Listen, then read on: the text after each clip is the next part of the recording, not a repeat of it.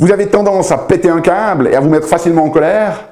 Alors restez avec moi pour cet épisode, je vais vous montrer comment surmonter cette colère.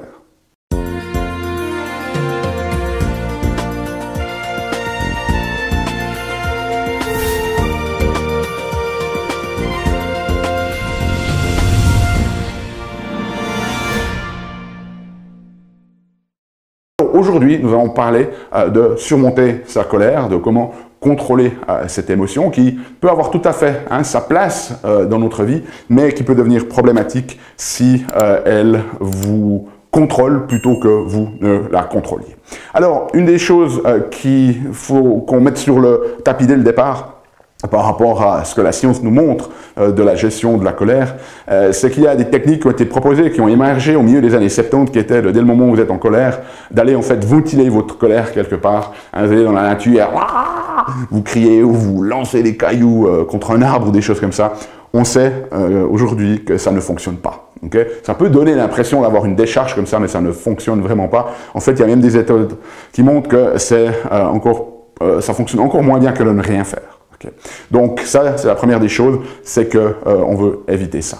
Deuxième principe dans la gestion de la colère, c'est l'idée, c'est de ne pas arriver à la colère, okay? C'est-à-dire de la déminer, de la désactiver avant qu'on ait perdu complètement le contrôle. Donc on est plus dans une forme, si vous voulez, un petit peu de prévention, parce que une fois qu'on est vraiment dedans, ça devient un petit peu un cercle vicieux. Une des choses qui se passe, c'est que dès le moment où on est en colère, neurologiquement, notre système va être hackées, nos zones préfrontales ici, qui sont les zones rationnelles de nous-mêmes, elles vont être hackées en fait par notre système émotionnel. Et donc, ça va réduire notre perspective, ça nous focalise notre point de vue. Et donc, c'est encore plus difficile d'avoir une perspective rationnelle et ainsi de suite comme un cercle vicieux. Donc, l'idée, ce n'est pas d'en arriver au point, si vous voulez, où vous n'arrivez plus à sortir de ce cercle vicieux. L'idée, c'est de désactiver les choses avant ça. Et donc, les conseils ici pour devenir de plus en plus en contrôle, si vous voulez, de cette propre émotion-là, c'est 5 stratégies. La première, c'est les fondamentaux. Okay? Si vous avez un système nerveux qui est un peu hyper réactif comme ça et que vous pétez facilement un câble ou que vous vous mettez facilement en colère, eh bien, il y a déjà un certain nombre de choses qu'il va falloir mettre en place.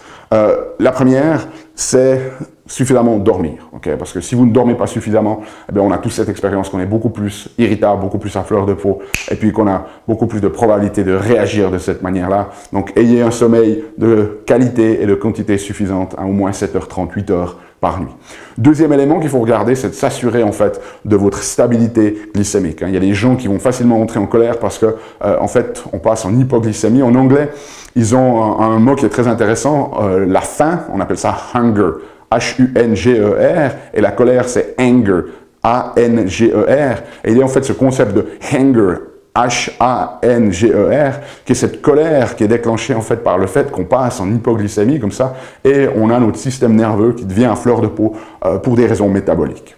Ensuite, l'autre chose, bien évidemment, ça va être la régulation émotionnelle à partir de tout ce qui est lié au stress. Le plus vous êtes stressé, le plus cela va favoriser des éléments de mise en colère. Et puis, dernier élément aussi, c'est que si c'est quelque chose qui est récurrent, eh bien, faites-vous contrôler aussi neurologiquement parce qu'il se peut que vous fassiez partie de ces gens qui ont eu des développements un petit peu atypiques du système nerveux, comme les personnes par exemple qui sont hyperactives ou déficit d'attention, où vous avez peut-être encore des restes d'immaturité au niveau du développement de votre cortex frontal. Et là, après, il y a des moyens de réhabiliter ça, de réentraîner ces autres. Mais c'est possible qu'en fait, vous ayez développé un excellent moteur au niveau de vos zones neurologiques, mais un frein qui est un petit peu défaillant. Et donc, que votre système, il est très souvent à fleur de peau parce que voilà, il surréagit parce qu'il n'a pas un bon frein, des bonnes zones corticales qui fonctionnent. Donc, n'hésitez pas aussi à vous faire évaluer si vous soupçonnez que vous êtes dans cette catégorie de gens qui pourraient souffrir d'un problème, par exemple, d'hyperactivité qui favorise ces accès de colère. Okay? Donc ça, c'est le premier élément. Ensuite, deuxième stratégie, dès le moment où vous sentez que vous partez dans cette dynamique, ici, souvenez-vous, l'idée c'est d'essayer de déminer la chose le plus rapidement possible et donc désamorcer la chose. Et une des choses qui est très efficace dans des études qui ont montré, c'est le fait de s'allonger. Okay? Si vous allongez, notamment à 30 degrés, comme ça, eh bien, vous allez tout de suite pouvoir beaucoup plus gérer cette émotion que si vous restez debout ou si vous restez assis. Alors, je comprends très bien que c'est peut-être pas toujours faisable. Imaginez que vous êtes en train de monter des tours sur votre place de travail, vous pouvez pas juste partir comme ça et vous allonger par terre. Mais si ça se passe chez vous, eh bien, vous avez l'opportunité de commencer à mettre cette stratégie en place. C'est-à-dire, dès le moment où vous sentez que les tours montent, dites à la personne, écoute, là, je sens que je suis en train de vraiment de commencer de péter un câble, donne-moi un moment, et vous allez vous allonger, trentaine de degrés, comme ça va déjà aider à calmer le système, il y a des études qui le montrent. Okay? Maintenant, vous pouvez même encore maximiser cette stratégie dès que vous êtes allongé, commencez de nommer ce que vous ressentez. Le simple fait de mettre un nom sur cette colère, alors vous la sentez dans votre corps, hein, cette tension qui monte comme ça, mais le simple fait de dire « Ah, je sens la tension, je suis en colère, je sens cette colère qui monte », le simple fait de mettre des mots comme ça, c'est comme si la colère appartenait en fait à la juridiction de vos centres émotionnels, et le fait de venir nommer, mettre des mots sur ce ressenti, sur ces émotions, ça va redonner juridiction à votre cortex frontal pour avoir un meilleur contrôle. Et puis bien évidemment, vu que vous êtes là, profitez-en, faites un petit peu de respiration, ça peut être respiration abdominale, faites un peu de relaxation musculaire progressive, c'est des exercices, j'ai une vidéo à ce sujet, vous pouvez taper ça dans Google, dans YouTube ici, c'est simplement venir contracter les muscles et les relâcher activement pour vraiment calmer. Donc avec cette stratégie-là, ça va déjà permettre de calmer la situation. Ensuite, troisième stratégie, c'est de vérifier vos conclusions. Okay? Et ça, vous pouvez profiter de le faire dès le moment où vous êtes en position couchée ici. C'est que très souvent, ce qui nous amène à développer ces accès de colère, c'est des espèces de conclusions auxquelles on est arrivé très souvent inconsciemment, sans se rendre compte. Hein? Et ces conclusions, elles sont du type, et c'est toujours un peu les mêmes, hein? Ah, c'est leur faute. Okay? Ah, il l'a fait exprès. Ah, il n'aurait pas dû faire ça. Okay? Ma colère est totalement justifiée parce que une personne ne devrait jamais faire ça. Okay? Et là, c'est d'identifier en fait quel est ce mécanisme, qu'est-ce qui vous a mis en colère, quelle est cette conclusion à laquelle vous êtes arrivé de manière un petit peu inconsciente, et puis de commencer de poser la question. C'est-à-dire de se dire, voilà, c'est sa faute.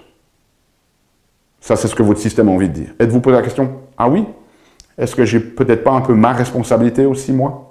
Et ça va commencer de désamorcer.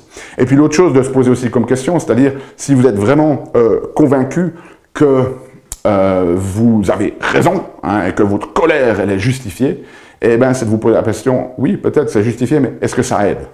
Est-ce que le fait de vous mettre en colère va vraiment aider la situation, aider à résoudre ce conflit, aider à résoudre ce problème?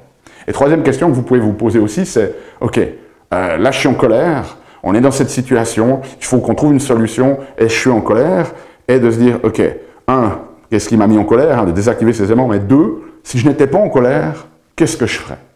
Et là, on enlève cette charge, et vous allez voir que ça nous permet de repartir dans notre cortex frontal et notre créativité, et de trouver des solutions.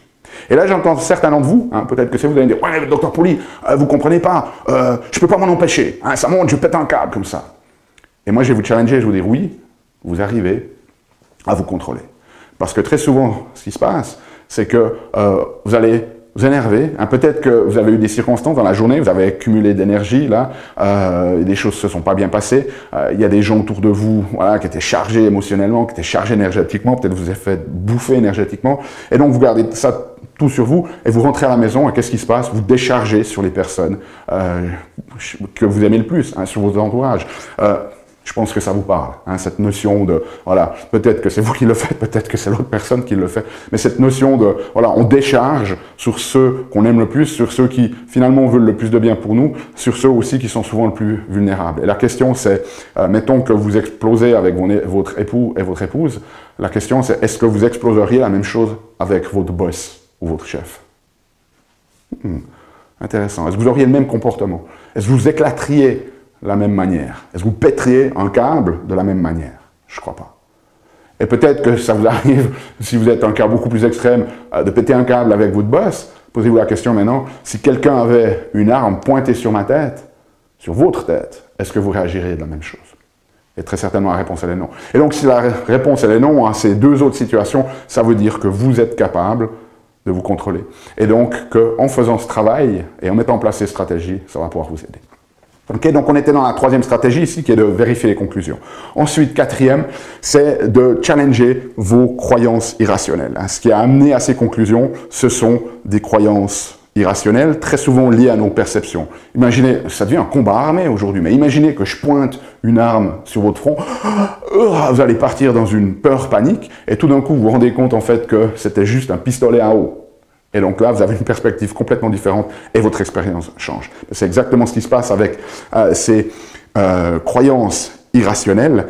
Eh bien, elles nous font voir les choses, elles mettent un filtre et elles vont perturber en fait notre interprétation de ce qui est vraiment la réalité. Donc, ça c'est vraiment très très important, c'est de se poser cette question, quelle est la croyance en fait qui a amené à cette conclusion dont on parlait avant? Et de voir quelles sont les règles que l'on s'est créées ou que l'on a pris de l'extérieur dans notre éducation, et de vraiment se poser la question, est-ce que cette croyance est vraiment raisonnable? Et là, on est vraiment souvent dans des situations de, voilà, cette personne, elle ne devrait jamais se comporter comme ça, ok? Devrait, quand on a ces mots-là, devrait, ces phrases qu'on se dit, une personne ne devrait jamais se comporter comme ça. Est-ce que vous, dans votre vie, vous arrivez à maintenir ce type de standard? Est-ce que vous aimeriez que les gens aient ce standard de vous-même où vous avez jamais le droit de faire une erreur, où vous avez jamais le droit d'oublier, où vous avez jamais le droit d'être fatigué, vous avez jamais le droit d'en avoir un petit peu marre? Et donc, c'est vraiment cette notion de ces règles qu'on a adoptées, de se dire, la vie, elle devrait être fair play, quoi. Ben non, il y a des fois où la vie, elle n'est pas fair play, il y a des fois où les choses, elles ne sont pas équitables. Okay? Il y a des fois où des gens ont de la chance et d'autres pas. Il y a des fois où les gens ont plus de réussite que d'autres. Si vous regardez, même juste dans le sport, à la fin de la saison, il n'y a toujours qu'un gagnant. Tous les autres, ils ont perdu, mais ça fait partie du jeu, quoi. Okay? Donc la vie, elle n'est pas fair play. Okay? Cette notion aussi de perfection, quoi. C'est-à-dire que les autres devraient toujours se comporter de manière parfaite. Quelle vie ça serait pour vous si votre entourage s'attend à ce que vous soyez tout le temps parfait? Donc, si vous voulez qu'on vous lâche du lest, il faut aussi de temps en temps lâcher du lest aux autres. Et ça, c'est vraiment très important, cette notion-là de recadrer un petit peu ça, et puis au lieu de partir dans devrait ou ne jamais faire ça, et ben voilà, de se rendre compte que parfois, les gens ont des comportements qui sont inadéquats. Ça ne les rend pas de mauvaises personnes, mais de remettre vraiment cela en contexte. Okay? Cinquième stratégie, c'est donner de la perspective. Comme je l'ai dit, lorsque vous mettez en colère, ça va comprimer en fait, compresser votre pensée, et donc ça va être très très important de recadrer, de redonner de l'espace pour avoir une perspective plus large. Imaginez que quelqu'un vous a manqué de respect, ou vous a maltraité, ou peut-être vous a même insulté comme ça, et ça vous a mis en colère. Et imaginez que dans la nuit, cette personne-là, vous étiez peut-être sur la place du travail et vous lui avez demandé s'il avait le temps de finir ce rapport, et la personne ne l'a pas fait, elle a réagi comme ça, c'est monté et c'est parti en cacahuète. Imaginez que maintenant vous apprenez que cette personne-là, son épouse ou son époux est mort le soir précédent et qu'elle a passé la nuit à l'hôpital voilà, pour accompagner cette personne qui est morte subitement et qu'elle est quand même venue sur votre place de travail. Oh, à ce moment-là, tout d'un coup, vous comprenez. Vous comprenez la réaction de cette personne et ça vous donne une autre perspective. Okay? Donc ça, c'est très important de développer cette compétence de pouvoir élargir les perspectives. Et ça, un moyen très simple, c'est de dire, voilà, je suis dans cette situation, je suis en train de monter les tours, là, je vais peut-être avoir un accès de colère. Comment réagirait mon meilleur ami? Ou comment réagirait un mentor? Ou comment réagirait une personnalité que je considère comme évoluée spirituellement dans votre religion ou dans le domaine du développement personnel. Okay? D'essayer de voir cette situation au travers des yeux des autres, ça nous sort de ce qu'on appelle l'auto-immersion, c'est-à-dire être vraiment dedans, et de nous donner cette distance qui permet cette prise de perspective. Okay? Et là, une chose qui est très importante dans ce concept-là, c'est de ne pas surgénéraliser une action à une identité. Okay? Alors, qu'est-ce que ça veut dire par là? Imaginez qu'un de vos collègues ou un membre de votre famille a fait une erreur, eh bien, c'est complètement différent de dire, voilà, Jean-Marc, là, il a vraiment fait un mauvais choix. Vous spécifiez sur une action en particulier. Si vous surgénéralisez à une identité, vous diriez, ah, mais de toute façon, Jean-Marc, c'est un confini, il fait tout le temps tout faux. Okay? C'est complètement différent. Je ne crois pas que vous aimeriez que les gens surgénéralisent vos actions à votre identité. C'est-à-dire que parce qu'une fois vous avez fait une erreur ou que vous étiez un petit peu à côté de la plaque, qu'ils pensent que, en général, vous êtes une personne comme ça. Personne n'apprécie ça. Donc ne faites pas ça aux autres. Okay? Ne faites pas ça aux autres. Prenez, développez la compétence de focaliser une critique, si critique il y a, sur l'action spécifique de ce moment-là et de ne pas généraliser cette action ou ce qu'a fait la personne à son identité complète. Okay? Ça, c'est très, très important. Donc voilà, pour résumer, mettez en place les fondamentaux. Dès le moment où tout d'un coup, vous sentez que ça part en cacahuète, allongez-vous, vérifiez vos conclusions, identifiez vos croyances irrationnelles et challengez-les, et puis finalement, donnez de la perspective. Mettez ça en place, concrètement, de manière répétitive, comme un entraînement. Apprenez à maîtriser cette dynamique de gestion de la colère. Laissez-moi savoir si vous avez des questions dans les commentaires, laissez-moi savoir comment ça marche pour vous. Nous, on se trouve la semaine prochaine pour un nouvel épisode. D'ici là, souvenez-vous, aimez la vie, émerveillez-vous et contribuez chaque jour un petit peu plus.